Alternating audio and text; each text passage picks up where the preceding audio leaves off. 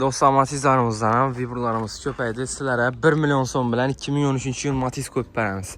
Maşinimiz benzində 56.000 km rut tutdu. 4 dənə paket boş folla qoyulğan. Kraskəsi 4 kaləyinin zəng işlənən. İşlənə polikdə döşəlgən 56.000 km rut tutdu. Özünü xalal ürəyən probegi. Salon qısımları tutal tutdu. Gəlibəydə körüb ustalarda teşkirtirib alarızsa. 2013-cü il maşin benzində. Baxası 41 milyon son. 1 milyon son bilə avtokreditə çıxadı. Plus Satariskaya klasla 2300 min sondan 3 ilə aylıq tola. Maşinimiz Koşubur avtomarketdə satıb qoyuldu. Gəlib xarid qılarsa, maşinlarımızdan vibralarımız köp dostlar. Məndə yonlu boyuna damazlarımız, terkodumuz başda.